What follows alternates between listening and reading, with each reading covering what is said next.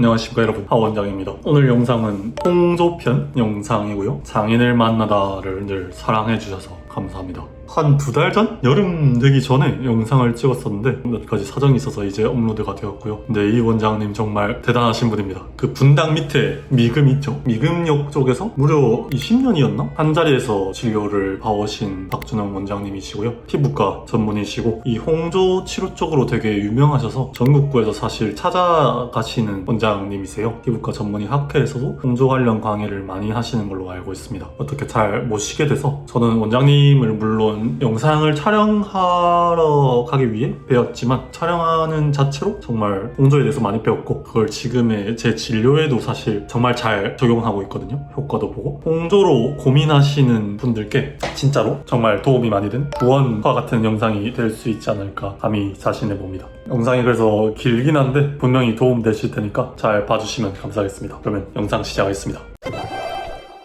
그러면 지금까지 홍조 주사 피부 환자분들 한 몇 케이스를 보셨을까요? 신환 분을 하루에 5명 이상을 거의 매일 본 것 같아요. 그래서 계속 이제 쌓이다 보니까 안 보이는 게 보이는 거죠. 많이 보니까 이게 보이더라고요. 홍조 환자들은 주사 피부염 말고도 다양한 원인이 있을까요? 그게 이제 뭐냐면요. 네네. 홍조, 플러싱이란 거는 그냥 증상 중에 하나고 진단명은 로사세하고 피부 염자를 빼고 주사가 맞는 거예요. 공식 명칭으로는. 근데 이제 그렇게 되면 이거 술이랑 연관이 있는 주사처럼 들리고 막 이래서 피부과 쪽에서는 이제 더 쉽게 이해하기 위해서 주사 피부염 이렇게 이제 얘기를 하죠. 근데 이제 그게 재밌는 게 2017년, 18년 그때 되면서 진단 기준이 미국에서 나왔어요. AAD 논문에서. 그 전까지는 이게 굉장히 진단도 복잡하고 야 이게 주사 피부염이야? 지루성 피부염이야? 여드름이야? 아 도대체 뭐야? 막 이랬었던 게 요즘 그런 거 좀 못 느끼셨어요? 주사 환자분도 굉장히 많아진 것 같지 않아요? 굵다고 하시는 분들이 네, 그게 주사 환자분들이 되게 많아진 것 같은 느낌이 들어요. 그냥 그 논문에 나온 대로의 진단 기준으로 한 환자분들의 진단을 내리면 그냥 얼굴 빨가면 주사야. 그러니까 진단이 그냥 로사세 진단을 너무 쉽게 내릴 수밖에 없는 진단 기준인 거고 그렇다고 해서 그게 이제 잘못됐다는 건 아닌데 그게 이제 환자분들과 의사 선생님들의 시각이 달라진 거예요. 뭐냐면 우리는 요 진단 기준대로 따지면 얼굴 빨갛고 이렇게 기준에 들어가고 로사세 주사입니다 이렇게 진단을 내리는데 환자분들은 그게 궁금한 게 아니라 내가 주사야? 지루성 피부염이야? 도대체 뭐야? 진단이 도대체 이 병원 가면 지루성 피부염이라 그러고 이 병원 가면 주사라 그러고 이 병원 가면 모낭염이라 그러고 아 도대체 뭐야? 이런단 말이에요. 근데 그 환자분들이 그렇게 이게 도대체 뭐야? 라고 하는 이유는 정확한 진단을 알고 싶은 거죠. 근데 정확한 진단을 왜 알고 싶을까? 진단이 정확해야지 치료가 잘 될 거라고 생각하니까. 근데 진단 기준이 얼굴 빨가면 주사라니까? 그러니까 진단을 로사세라 해도 그럼 다음에 뭐 할 건데 치료 어떻게 할 건데? 그러니까 원인에 따라서 아니면 어떤 결과에 따라서 뭐에 따라서 진단이 내려진 게 아니라 4가지 있잖아요. 그러니까 센트로페이셜 에리테마 얼굴 중심부로 빨간 게 3개월 이상 되면 로사세라고 하자. 그 다음에 플러싱 훅 따라오르는 거. 그 다음에 퍼퓰 농포성 구진. 그 다음에 텔랑젝타시아 혈관 늘어난 거. 요거 4개 중에 2개 들어가면 주사라고 하자. 그렇게 해버리면 그걸 가지고 어떻게 치료를 하냐고. 일단 진단을 가지고 정확하게 치료할 수 있는 진단이 아니라는 거예요. 그 기준이. 네. 그래서 공식적으로 치료하는 게 독시사이클린 미노신 주고 V빔 때리고 그거잖아요. 약간 수학 공식 외워서 문제 푸는 것처럼 공식 외워서 문제 풀면 어려운 문제는 다 틀리잖아.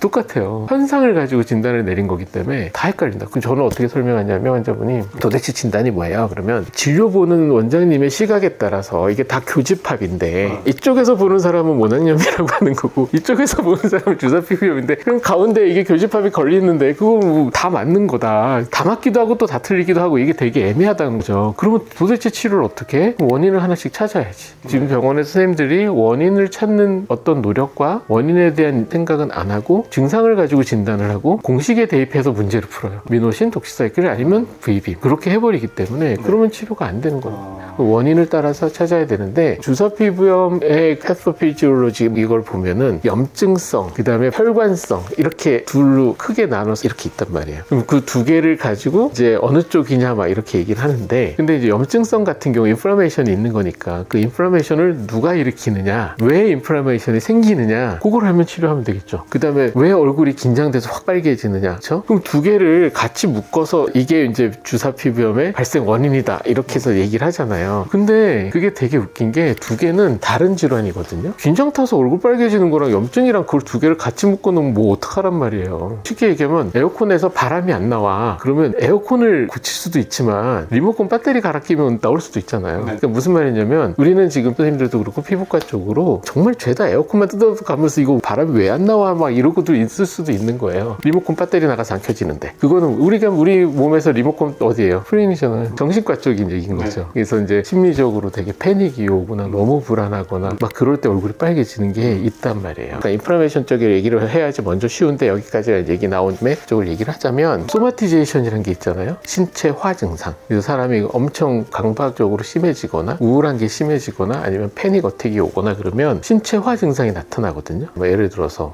MRI 다 찍었는데 멀쩡한데 계속 어깨가 아파. 내시경 다 했는데 멀쩡하대. 근데 난 소화가 안 돼. 계속 설사해. 라든지 정말 과학적으로 설명을 할 수 없는 진단 쫙 다 긁었는데 정상인데 아파. 그래서 그분들은 어떻게 할까요? 어디를 갈까요? 한의원? 그렇죠. 한의원 가죠. 그거 다 소마티제이션이거든. 그래서 이제 한의 선생님들이 손잡아 주시면서 막 침 놓으면 증상이 없어지기도 하고 막 실제 원인을 치료하는 거네요. 그렇죠. 이런 거. 그런 쪽이 이제 소마티제이션인데 그것 중에 하나가 플러싱으로 나타날 수가 있거든. 얼굴 확 따라오는 긴장돼서. 그런 경우는 인대노를 잘 듣죠. 근데 얼굴이 너무 여드름이 많아서 누가 봐도 쟤 왜 저래 할 정도 되면 우울해지잖아요. 근데 그거는 피부 때문에 우울해진 거야. 그래서 그런 경우는 피부를 고치면 안 우울해진다고요. 근데 그렇지 않고 우울한 것 때문에 소마티제이션으로 얼굴 빨개지는 게 나타날 수가 있다고. 피부가 먼저야 정신이 먼저야 정확하게 정신이 먼저거든. 그래서 그런 경우에는 그거를 조금만 치료해줘도 되게 좋아지거든요. 그런 거를 정신 상태, 감정 상태에 대한 질문이 또 필요하겠네요. 필요하죠. 저희는 설문지도 쓰거든요. 그래서 이제 그거를 안 하고 그렇게 해서 얼굴 빨개지신 분인데 걷다 대고 독시사이클린 쓰고 V빔 때리면 치료가 되겠냐고요. 안 되죠. 그런 오리엔테이션과 방향만 잡고 있으면 치료하는 방향이 조금만 인사이트가 생기면 조금 쉬워지죠. 아무래도. 그 다음에 교통정리가 되고 이분은 내가 항생제를 써야 되나? 아니면 다른 걸 하다못해 옆에 있는 변식관 선생님한테 토스를 해야 되나? 이런 거라도 오리엔테이션이 생기는데 그게 없으면 이건 해도 치료가 안 돼. 이렇게 돼버리는 거예요. 얼굴 빨개진다고 운동을 하지 말래. 대부분 그러잖아요. 그러면 안 그래도 우울한데 운동까지 하지 말라 그러면 이분들은 더 우울해진다니까요. 완전 그러면 바닥치고 내려가요. 그래서 저는 빡세게 하라 그러거든요. 스마트워치 딱 차고 400칼로리 무조건 넘기세요. 그러니까 물론 체력이 안 되면 그 자체도 너무 힘들지만 그래도 좀 체력이 좀 되어 가면서 이게 받쳐주면 빨개지는 거 신경 쓰지 말고 운동 빡세게 하라고 하면 그게 자신감이 좀 생기거든. 그래서 이게 보면 주사 피부염 환자 중에 아까 인플라마토리, 뉴로바스큘라 요거를 자꾸 생각해서 이쪽 얘기를 하고 있는 거예요. 뉴로바스큘라 이쪽을 얘기하는데 이쪽에 해당하시는 분들은 진짜 운동 시켜야 돼. 너무 시켜야 돼. 왜냐하면 이분들은 그게 너무 힘들거든요. 자신감이 없어지고 심지어는 병원에 가면 하지 말라는 게 너무 많아요. 뜨거운 거 먹지 말고 뭐 먹지 말고 뭐 먹지 말고 뭐 하지 말고 운동하지 말고 어쩌고저쩌고 다 하지 햇볕 보지 말고 다 하지 말래. 그럼 집안에만 들어와 있어야 돼. 그럼 너무 우울하잖아. 더 치료가 안 되잖아요. 좋아. 그러면은 저는 그렇게 해서 오면 환자분들한테 이렇게 얘기를 해요. 그럼 다 지켜서 병이 나았어요? 아니요. 그럼 왜 지켜요? 어차피 안 날 거. 나 같으면 나 하고 싶은 거 다 하고 병 안 낫겠다. 어차피 안 날 거면. 그렇네요. 이렇게 되는 거야. 그렇게 되는 거여서 의사 선생님들이 너무 거기에 대해서 하지 말라고 막 책에 있는 거 다 얘기해. 그러면 그분들은 못 살아요. 심지어는 회사도 그만두고 막 이런 사람도 있다니까. 정말 제발 회사 그만두지 말라 그러고 나가서 운동하라 그러고 그럴 때 SSRI를 용량 낮춰서 처방하면 되게 좋아져요. 제가 환자분들한테 어떻게 설명하냐면 우리 브레인은 참 어이없이 우리의 노력과는 달리 도파민, 세로토닌, 노에피네프린에 더 많이 복잡하게 있지만 그것들의 조화가 되어야 이게 정상적으로 잘 우리가 생활할 수 있는데 요리를 했는데 싱거워. 그럼 어떡하세요? 소금 치죠. 세로토닌 소금 치듯이 좀만 치면 돼. 이렇게 설명을 해요. 용량 낮춰서 진짜 정말 소금 치는 정도 용량도 없으니까. 그러면 환자분들이 그 약을 먹는 거에 대해서 거부감이 별로 없어요. 왜냐하면 우리 환자분들이 내가 또 뭐 해서 이런 약을 또 먹어야 되고 막 이래요. 아니 그거 아니고 이거는 그냥 간이 안 맞아서 소금 치는 거라고. 이렇게 이제 설명을 하고 약봉투에는 항우울제 막 이렇게 써 있을 텐데 그거 신경 쓰지 마시고 소금 친다는 생각 치고 세로토닌 좀 치는 거예요. 이렇게 설명하고 약 먹고 조금 이상하면 이제 우리한테 전화하라고. 효과 없어도 돼. 일단은 약 용량이 낮으니까 쓰다 보면 좋아질 거니까 이렇게 하면서 좀 약간 농담식으로 약봉투 무슨 약인지 뭐 다 읽어보지 말고 이상 있으면 전화하고 일단 2주 있다 봅시다. 이런 식으로 좀 재밌게 해서 그 약 먹는 거에 대한 문턱을 좀 많이 낮춰드리거든요. 그렇게 하면은 이제 뉴로바스큘라 쪽은 되게 좋아져요. 그러면서 인대놀 같이 처방하고 인대놀 두근두근 하면서 확 따라오는 게 딱 잡혀지니까 그렇게만 조금만 해줘도 이분들이 많이 좋아지거든요. 그 다음부터 이제 뭐 레이저를 하든 뭘 하든 이렇게 가야지. 그러니까 심리적인 거를 그냥 완전히 아무것도 안 하고 레이저를 하잖아요. 집에 가서 계속 거울 봐요. 그 다음에 또 하나는 그쪽으로 얼굴 빨개져서 오신 분 같은 경우에 어떤 생각을 가지냐면 난 얼굴만 안 빨개지면 회사도 출근할 수 있고 학교도 다 가면 난 다 할 수 있어 막 이런단 말이에요. 그래요? 그러면 다 나으면 재발하면 안 되잖아. 언제까지 재발 안 하면 출근할 건데? 글쎄요. 못 가요. 다 나아도 못 간다고. 왜냐하면 겁나서 못 가요.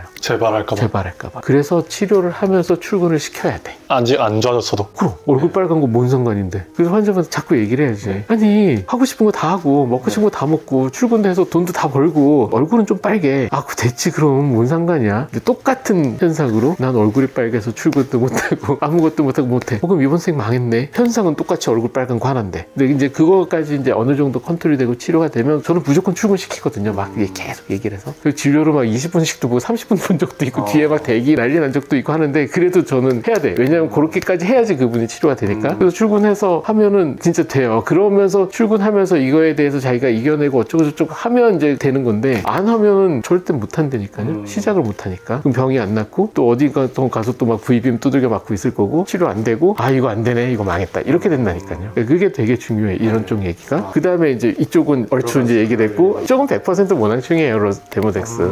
인플라메이션은 거의 다 데모덱스인데 선생님들이 착각하는 게 착각이라기보다 저도 그랬으니까 잘 모르는 게 농포가 있어야지만 데모덱스가 있을 거다라고 생각하는데 절대 그렇지가 않고 그냥 농포 없이 그냥 얼굴만 빨개져. 그냥 텔랑지 액타시아 타입 T 타입이라고 생각했던 것도 긁어보면 다 나와요. 나오는 경우가 상당히 많아요. 모낭충은 정상인도 다 있죠, 언제? 다 있죠. 다 있는데 개체수가 문제거든요. 딱 이제 긁어보면 정말 하고 깜짝 놀랄 만큼 떠글떠글해서 그냥 나오는 경우 많고 이제 한 1제곱센티미터당 한 5마리 정도 이제 기준을 따지는데 뭐 한 20-30마리만 떠글떠글 나오는 경우가 이제 있어요. 그래서 농포가 없더라도 긁어봐서 모낭충이 나오면은 그건 의미가 있어요. 일단은 걔네들 컨트롤 해야 돼. 왜냐면 걔네들이 유발시키는 염증이 컨트롤이 안 되면 너무나 다양한 증상이 생기기 때문에 이걸 종잡을 수가 없어. 걔를 일단은 걷어내고 과정 중에서 좋아지면 와 완전 땡큐. 그 다음에 남아있으면 그거 하나씩 이제 또 조사해서 들어가야죠. 그래서 걔네들에 대한 변수를 먼저 없애고 그 다음에 이제 또 하나 그래서 이제 모낭충 데모덱스에 의한 것이 인플라마토리 이쪽에 굉장히 많은 역할을 하는데 왜 그러면 농포가 생기고 왜 농포가 안 생긴데도 왜 나와? 그럼 증상이 어떻게 되는 거야? 그럴 수 있잖아요. 그러니까 그거는 논문에도 제가 찾아보면 나오는데 그 데모덱스가 데리고 다니는 세균들의 종류에 따라서 농포가 생기기도 하고 얼굴 빨개지기도 하고 그런데요. 그래서 일단은 저는 환자분한테 어떤 식으로 설명을 하냐면은 데모덱스 모낭충을 완전히 없애지는 못하지만 개체수를 줄여야죠. 걔네들의 개체수를 줄여야 염증이 끝나는 거예요. 왜냐하면은 미노신이나 독시사이클린이 약이 듣는 이유는 데모덱스가 데리고 다니는 세균들 때문에 걔네들이 죽으니까 염증이 가라앉는 거잖아요. 그럼 걔네 약을 끊으면 또 생기겠지? 미노사이클이나 독시사이클린은 항생제지 걔네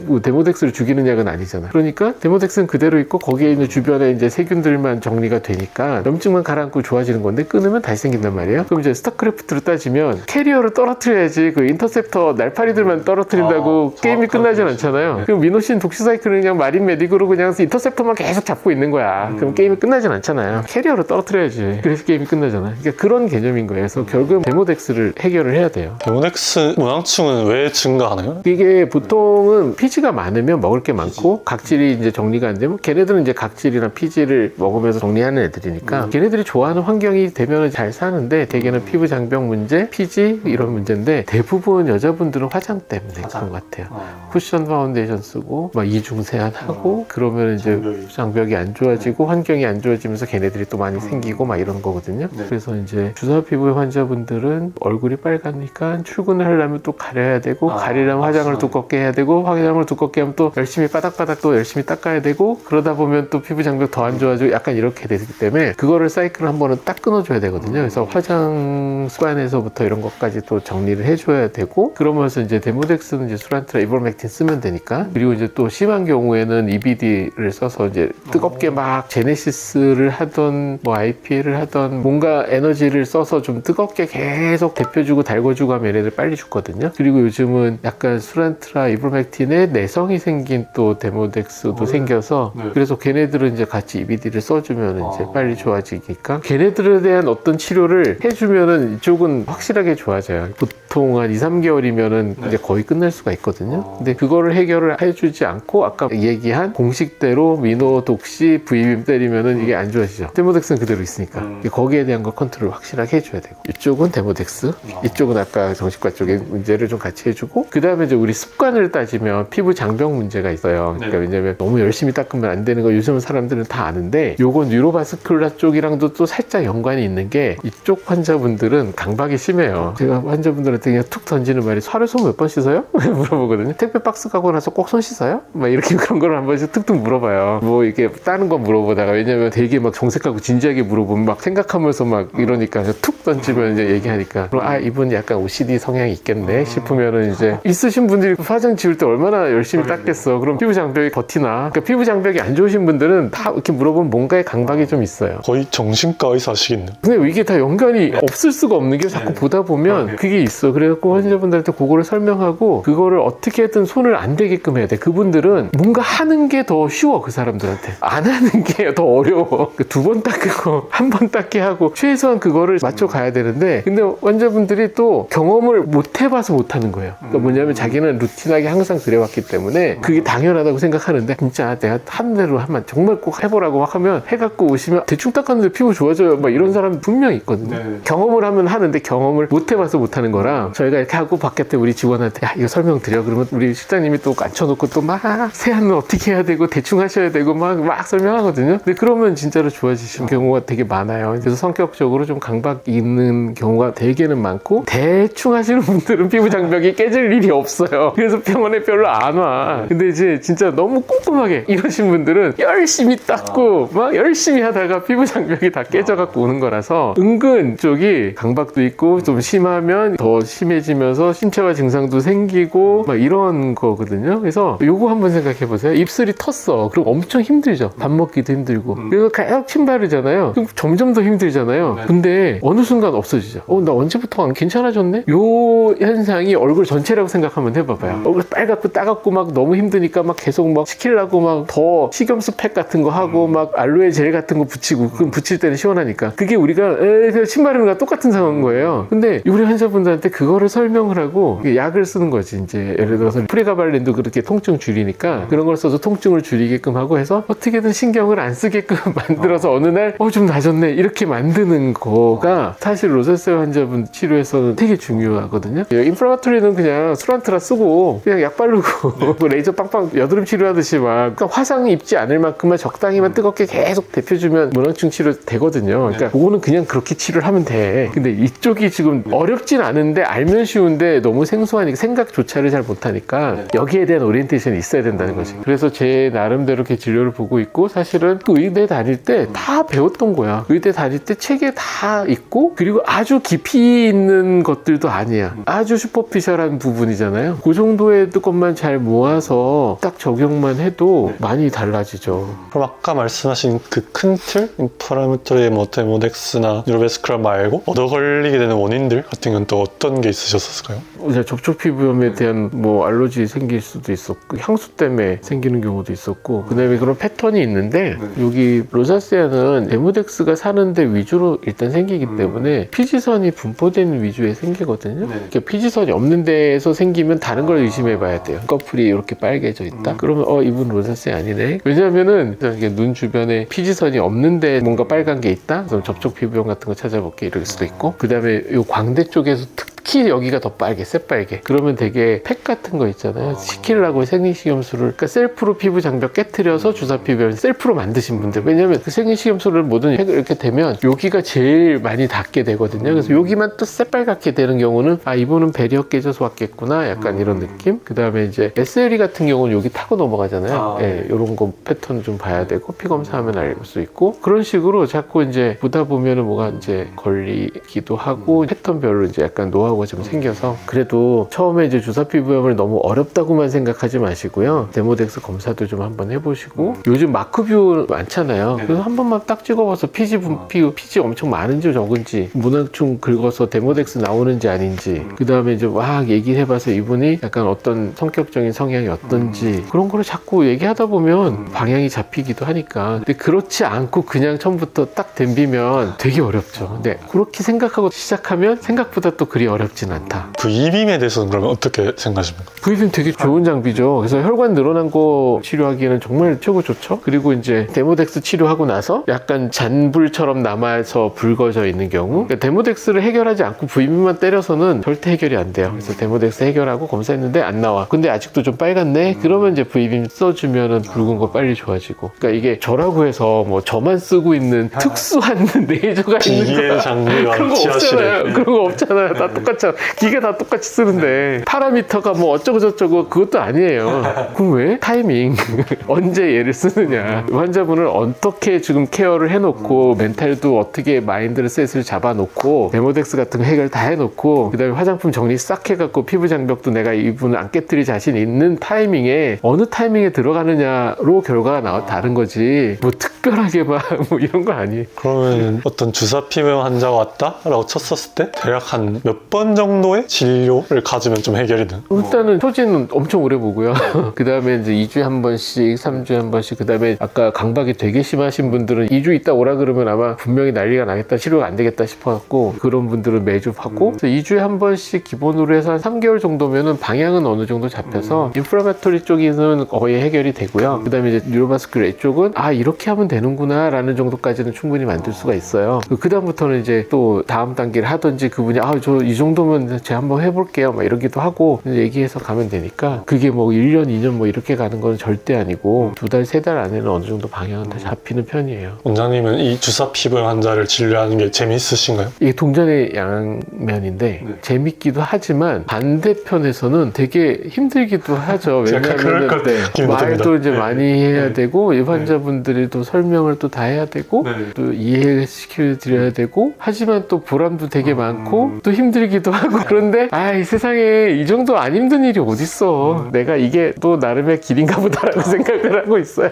다 일반적으로 또 다른 데서 많이 치료받다가 오시는 대부분 다른 환자분이 데를 많으실 것 많이 같은데. 갔다가 오세요. 그래서 종합병원은 대학병원 갔다가 오시기도 하는데 저는 대학병원에서 로자세 보기가 참 어렵다고 생각하는 게 너무 환자분들이 바쁘셔서 여태까지 제가 한 얘기를 5분, 2분, 3분 만에 어떻게 해. 쉽진 않아요, 진짜. 되게 어렵게 희귀한 케이스들 막 이렇게 말고는 사실 환자분들한테는 크지만 이게 정말 대학병원에서 막 엄청 어려운 케이스고 중내산에 막 이런 병원은 또 아니기 때문에 그렇다고 또 환자분들도 되게 많고 막 그러니까 그렇게까지 케어가 되는 건 쉽진 않은 것 같아요, 사실. 그래서 주사 피부염은 로컬에서 보는 게 사실 더 여유가 있고 더 맞는 것 같기는 한데 이제 그런 오리엔테이션적인 면이 있긴 하죠. 생활 습관에 대해서 궁금하신 분 있을 것 같은데. 그쵸. 이게 보면 뭐 세안을 어떻게 해야 돼, 물 세안해야 돼, 뭘 해야 돼, 이게 사람마다 피부가 다 다른데 이렇게 얘기하면 참 그런데 다들 인터넷에서 보고 뭔가를 한단 말이에요. 그럼 인터넷에서 본 게 자기 피부가 아니고 자기 케이스가 아닌데 남의 케이스를 보고 자기한테 적응을 시키려니까 안 맞는 경우가 너무 많은 거예요. 그거를 일괄적으로 얘기를 할 수가 없고 자기 피부 장벽이 튼튼한지 아닌지 기름기가 많은지 아닌지 일단 그것만 일단 조합을 한번 해볼게요. 그래서 피지 분비가 많으면서도 나는 뭐 피부과 가본 생각해본 적도 없고 길바닥에서 아무거나 주워 써도 나는 아무 문제가 없었어. 그러면 앞으로 계속 그렇게 사시면 되고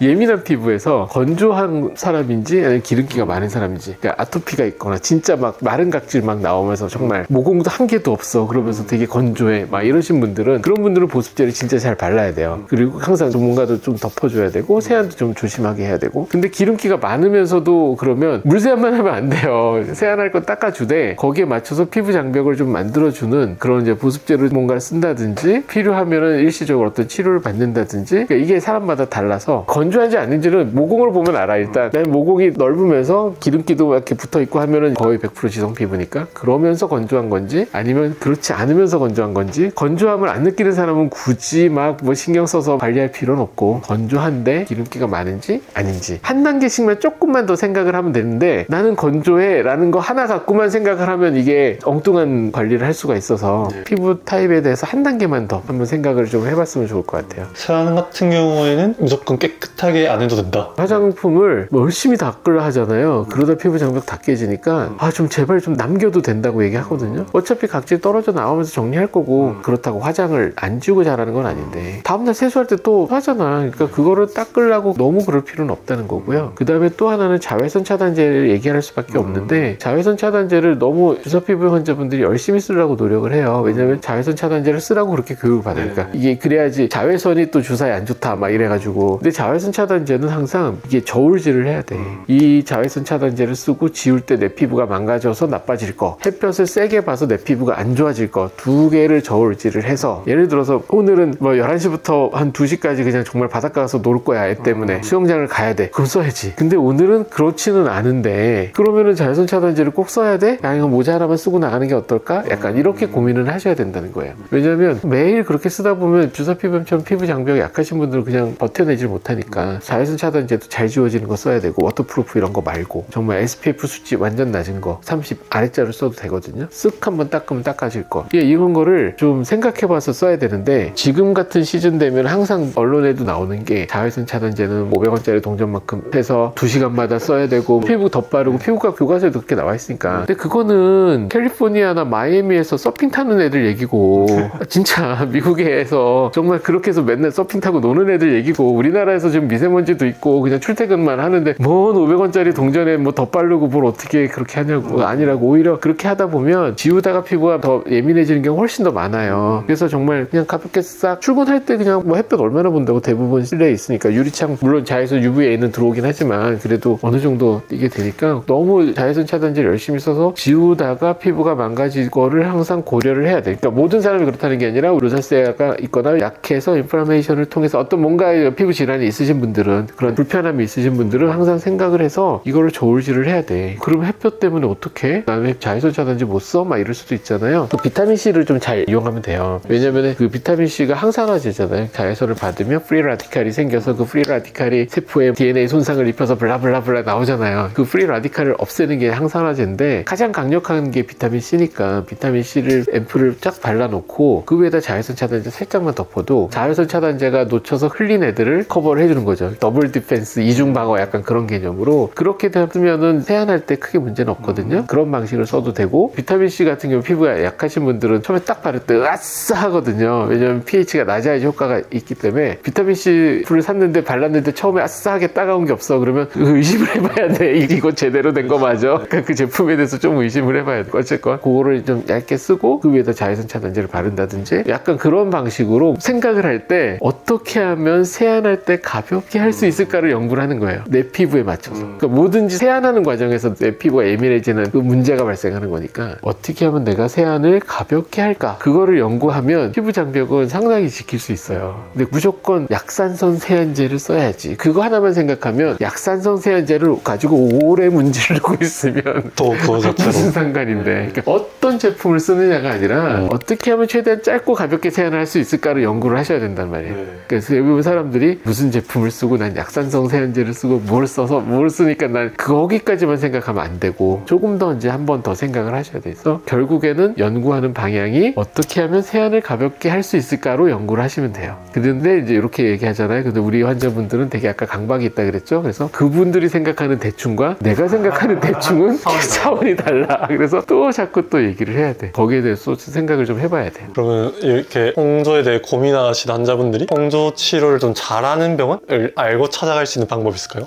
그건 되게 어렵다. 경험도 많고 그것도 중요한데, 환자분들이 제일 힘들어하는 게 병원에 갔는데 첫 마디가 원장님들이 이거 치료 안 돼요. 그런 말을 하시는 많아요. 되게 많아요. 이거 치료가 잘 안 되니까 되게 오래 갈 거고, 약간 이제 마음의 각오를 좀 시키게 한 약간 그런 식의 느낌일 수도 있고, 일단 치료가 잘 안 된다는 것도 선생님들의 머릿속에 꽉 들어가 있어서 모르겠어요. 저한테 오시는 분들은 그렇게 듣고 오셔서 그런지 생각보다 많거든요. 그러면 이제 이 방송을 아무래도 이제 유사 환자분들이 이제 어디선가 보실 수도 있는데 정말 다른 건 몰라도 요 한마디만 보셨으면 좋겠는데 어떻게든 아까 말씀드린 것처럼 원인이 찾아가면서 어떻게든 방법이 생기거든요. 치료가 잘 안 된다는 말을 먼저 하시는 병원은 그냥 나오세요.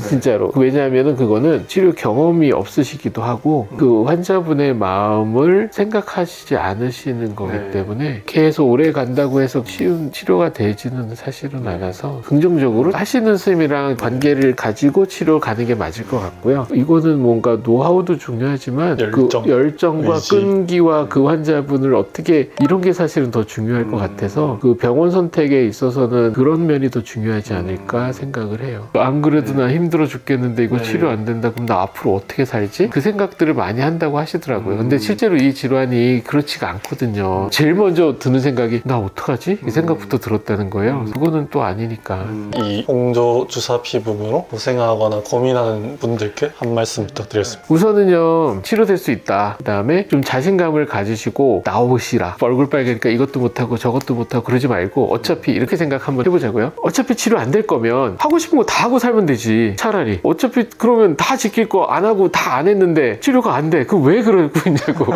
어차피 안 될 거면 나와서 다 하고 싶은 거 다 하고 그냥 놀자고. 그러다 보면 나을 수도 있고. 근데 실제로 원인을 찾아서 치료하면 좋아지거든요. 그래서 생각부터 자신감을 갖고 하고 싶은 거 하면서 살자고. 그러니까 엄청 많아요. 뭐 하면 안 된다. 뭐 먹지 마라. 뭐 먹지 마라. 아 그러지 말고 저는 그냥 신랑이랑 맥주 한잔 하고 싶으면 맥주 한잔 먹고 나가서 놀고 싶으면 놀고 운동하고 싶으면 운동하고 얼굴 좀 빨개지면 어때? 아 몰라. 그냥 이렇게 된 거 하고 싶은 거라도 좀 하자. 이런 마인드로 시작을 좀 하셨으면 좋겠어요. 그리고 그렇게 하면서 또 길을 찾고 병원 찾고 치료하다 보면 치료가 돼요. 하고 싶은 거 하면서 삽시다. 주사 피부염으로 안 죽어요. 그리고 이건 마음만 먹으면 직장생활 다 할 수 있다고. 실제로 하고 싶은 거 다 할 수 있다니까? 아 그럼 됐지. 일단 그런 마인드셋으로 딱 그냥 정면 돌파하고 그 다음에 길을 찾고 치료하다 보면 치료가 됩니다. 치료가 됩니다.